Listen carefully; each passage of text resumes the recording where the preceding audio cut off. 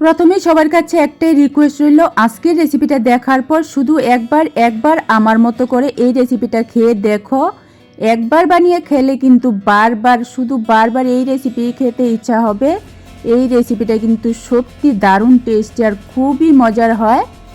তো hello everyone, সবাই কেমন আছো? আমি টুম্পা। আজকে তোমাদেরকে একদমই নতুন ধরনের দারুণ টেস্টি একটা রেসিপি শেয়ার করেছি। আশা করছি আমার আজকের রেসিপিটা সবারই অনেক বেশি ভালো লাগবে। তো যদি একটুও ভালো লেগে থাকে তাহলে বলছি প্লিজ একটা লাইক করে দিও আর আমার চ্যানেলটাকে সাবস্ক্রাইব করে দিও।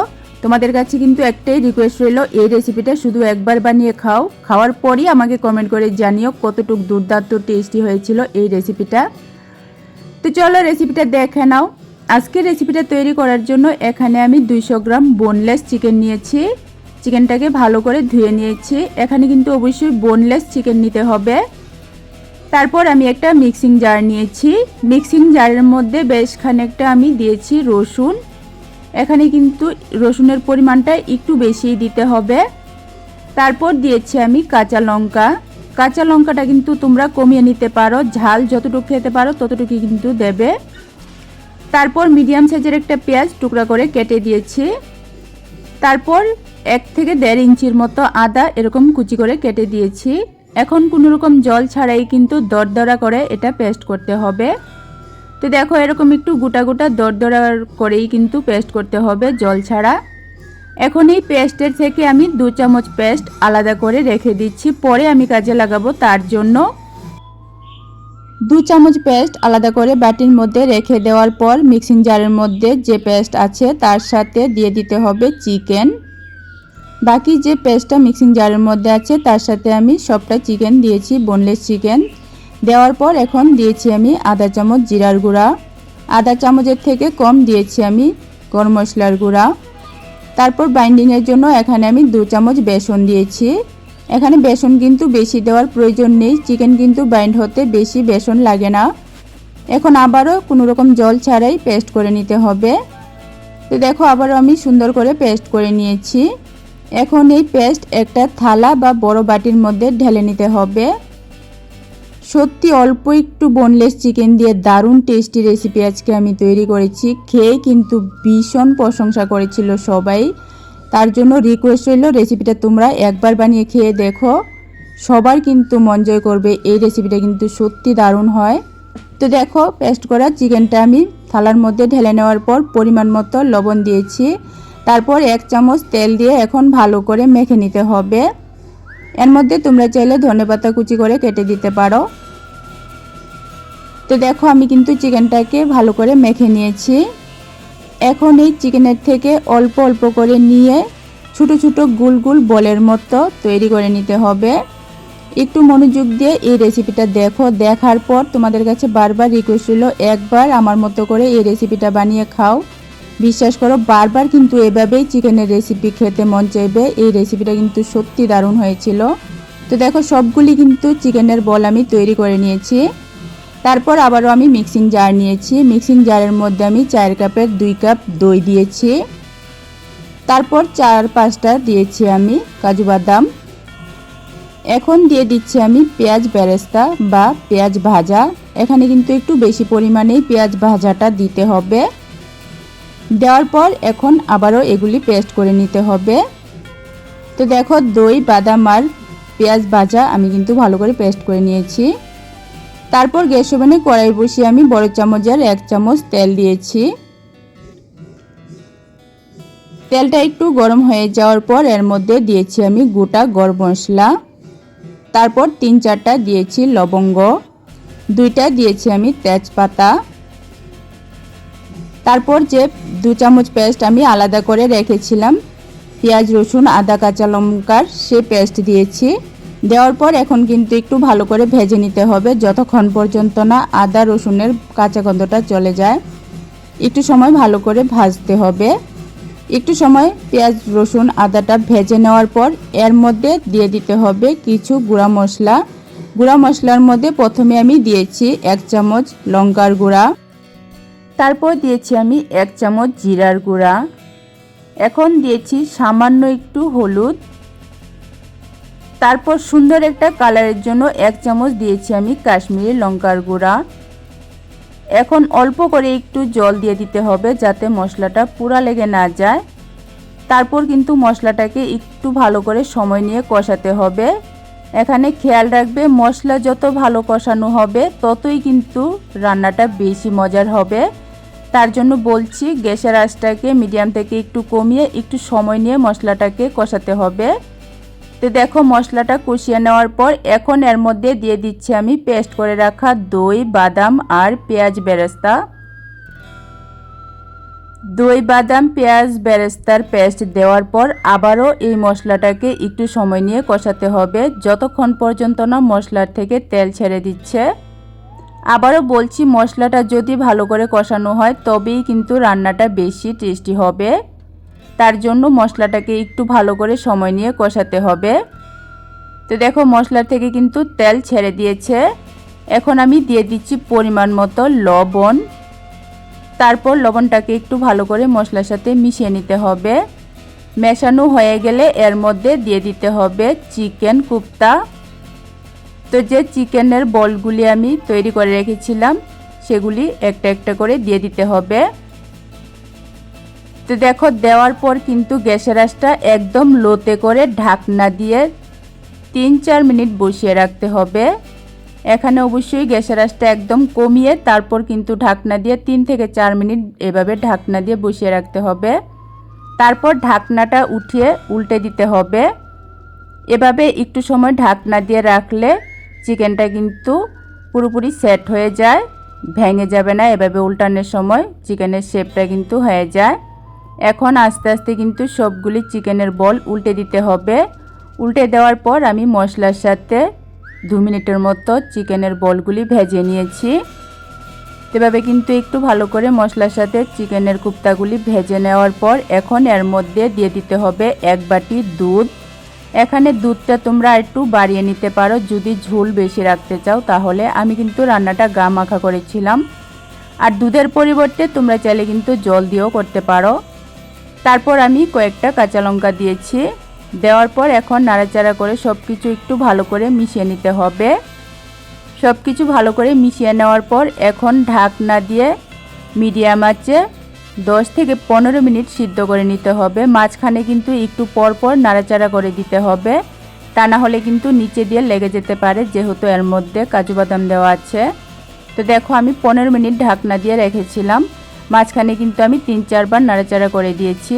এখন ঢাকনাটা উঠিয়ে আমি দিয়েছি গরম মশলার গুঁড়া, তারপর দিয়েছি কিছুটা ধনেপাতা কুচি করে কেটে। দেওয়ার পর এখন সব কিছু একটু ভালো করে নাড়াচাড়া করে মিশিয়ে নিতে হবে।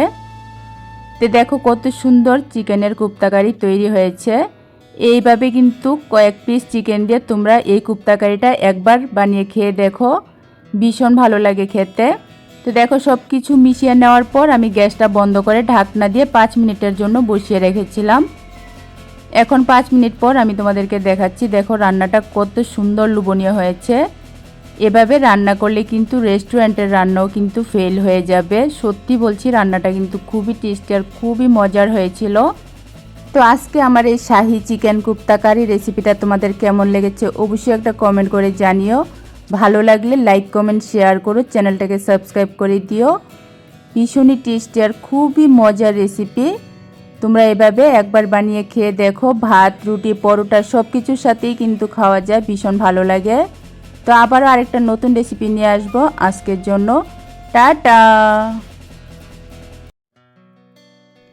গরম দুধের মধ্যে সয়াবিন দিয়ে দেখো কি তৈরি হয়, দেখলে অবাক হয়ে যাবে আর সবার চিন্তাধারাটাই কিন্তু পাল্টে যাবে। তো হ্যালো এভরিওয়ান, সবাই কেমন আছো? আমি টুম্পা। আজকে তোমাদেরকে গরম দুধের মধ্যে সয়াবিন দিয়ে খুবই দুর্দান্ত মজার একটা রেসিপি তৈরি করে দেখাবো। আজকের আগে যদি এই রেসিপিটা দেখে না থাকো তাহলে আজকে এই সম্পূর্ণ রেসিপিটা দেখার পর শুধু একবার আমার মতো করে এই রেসিপিটা বানিয়ে খেয়ে দেখো, বাচ্চা থেকে বড় সবার মন জয় করবে। এই রেসিপিটা কিন্তু সত্যি সত্যি দারুণ টেস্টি হয়। আশা করছি আমার আজকের ভিডিও সবারই ভালো লাগবে। তো যদি ভালো লাগে প্লিজ একটা লাইক করে দিও আর আমার চ্যানেলটাকে সাবস্ক্রাইব করে দিও। তো চলো গরম দুধের মধ্যে সয়াবিন দিয়ে কি তৈরি করি দেখে নাও। প্রথমে দেখো গ্যাস ওভেনে কড়ার মধ্যে আমি 500 ml দুধ দিয়েছি। দুধটা আমি আগে থেকেই জাল করে একটু ঘন করে রেখেছিলাম। দুধটা দেওয়ার পর দুধটা যখন হালকা গরম হবে তখন এর মধ্যে দিয়ে দিতে হবে 1 বাটি সয়াবিন। তো দেখো আমি ছোট বাটি দিয়ে 1 বাটি সয়াবিন নিয়েছি। সয়াবিনটা দেওয়ার পর এভাবে একটু নাড়াচাড়া করে দুধের সাথে মিশিয়ে এই সয়াবিনটাকে কিন্তু 3 থেকে 4 মিনিট সিদ্ধ করে নিতে হবে। এভাবে কিন্তু দুধের মধ্যে সয়াবিনটাকে একটু সিদ্ধ করে নরম করে নিতে হবে। গ্যাসের আঁচটা মিডিয়ামে রেখে আমি অনবরত নাড়াচাড়া করে সয়াবিনটাকে 3 থেকে 4 মিনিটের মতো সিদ্ধ করে নিয়েছি। এখন একটা ছাকনা হাতার সাহায্যে সয়াবিনটা তুলে নিতে হবে।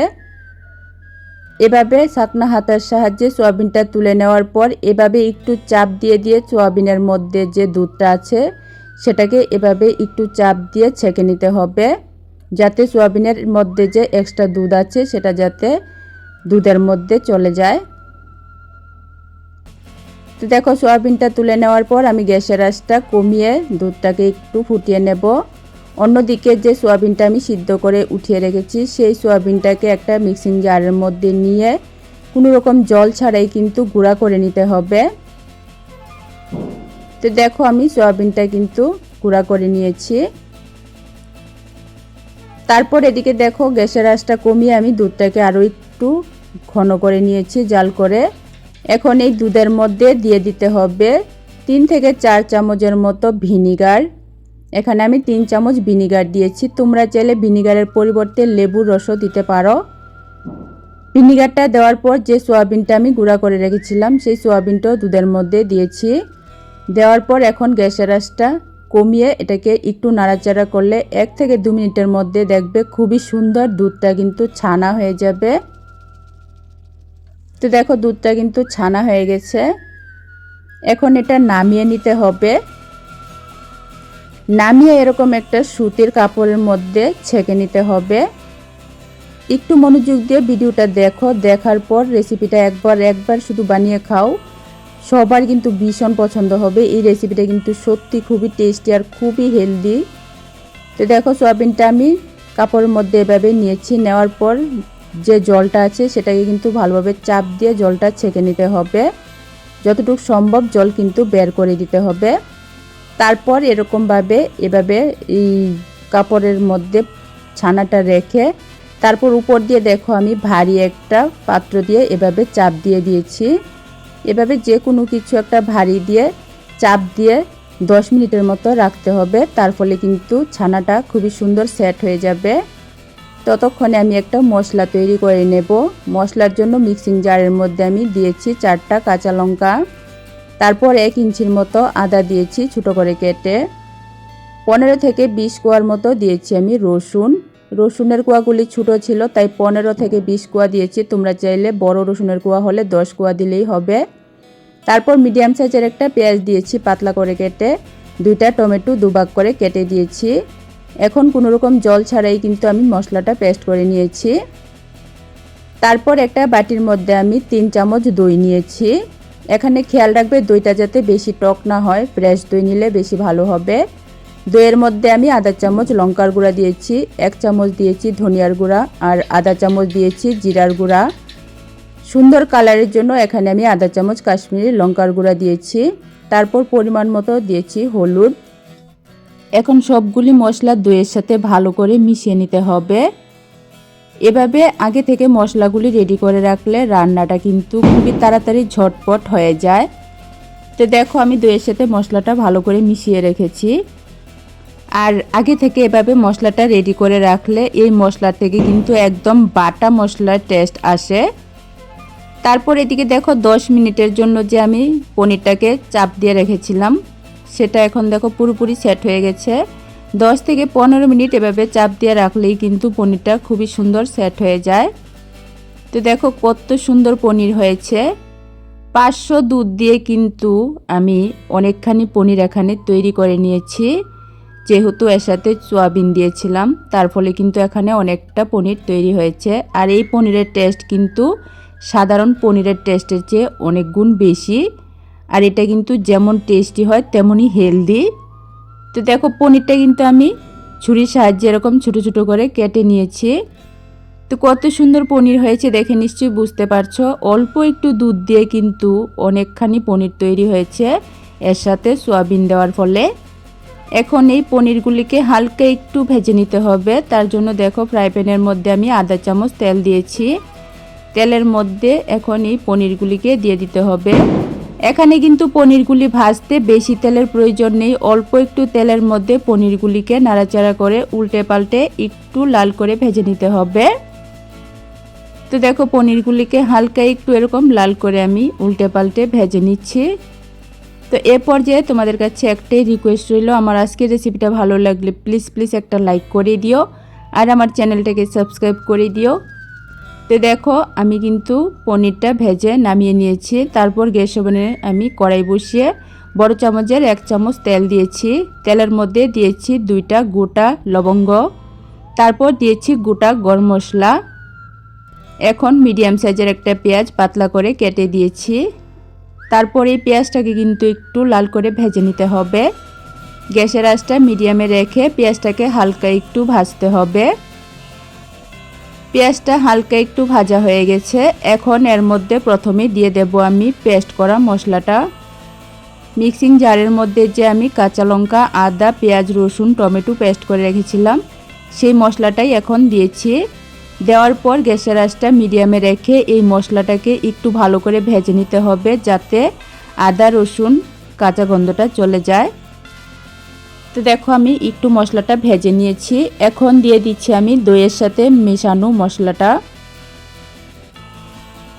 তো দেখো দইয়ের সাথে মেশানো মশলাটা দেওয়ার পর এই মশলাটাকেও কিন্তু একটু সময় নিয়ে ভাজতে হবে। এখানে খেয়াল রাখবে মশলা যত ভালো কষানো হবে রান্নার টেস্ট কিন্তু ততই বেশি হবে। তার জন্য বলছি একটু সময় নিয়ে গ্যাসের আঁচটা কমিয়ে আস্তে আস্তে মশলাটাকে খুবই ভালো করে কষাতে হবে, তাহলে কিন্তু রেসিপিটা দুর্দান্ত টেস্টি হবে। তো দেখো মশলাটা আমি কষিয়ে নিয়েছি। এখন আমি পরিমাণ মতো লবণ দিয়েছি। দেওয়ার পর লবণটাকে ভালো করে মিশিয়ে আরও 1 মিনিটের মতো মশলাটাকে আমি কষিয়ে নিয়েছি। নেওয়ার পর এখন যে পনিরগুলি ভেজে রেখেছিলাম সেই পনিরগুলি দিয়েছি। দেওয়ার পর এখন দিয়ে দিতে হবে পরিমাণ মতো জল।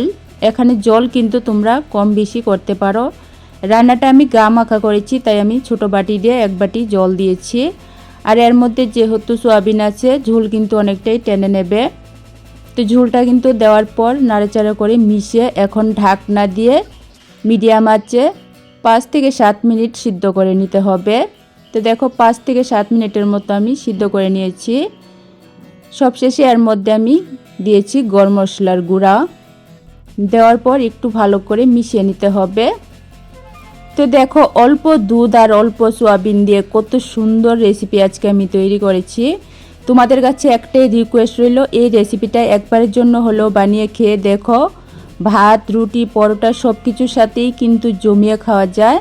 আর এই রেসিপিটা একবার বানিয়ে খেলে কিন্তু আমি গ্যারান্টি দিয়ে বলতে পারি বারবার এভাবেই পনির রান্না করে খাবে। তো দেখো আমি গ্যাসের আঁচটা বন্ধ করে ঢাকনা দিয়ে 5 মিনিটের মতো রেখে দিয়েছিলাম। এখন আমি তোমাদেরকে রান্নাটা দেখাচ্ছি। দেখো কত সুন্দর কালার হয়েছে আর দেখতে কত সুন্দর লোভনীয় হয়েছে। আর এটা খেতেও কিন্তু সত্যি দারুণ হয়েছিল। তো কত সুন্দর দুধ আর সয়াবিন দিয়ে পনির তৈরি করেছি দেখে নিশ্চয়ই বুঝতে পারছো। অল্প দুধ থাকলেই কিন্তু সয়াবিন দিয়ে এভাবে অনেকখানি পনির তোমরা তৈরি করতে পারবে। আর এই পনির কিন্তু খেতে খুবই টেস্টি হয়। তো রেসিপি কেমন লেগেছে অবশ্যই কমেন্ট করে জানিও। ভালো লাগলে লাইক, কমেন্ট, শেয়ার করো, চ্যানেলটাকে সাবস্ক্রাইব করে দিও। আবারও আরেকটা রেসিপি নিয়ে আসবো। আজকের জন্য টাটা।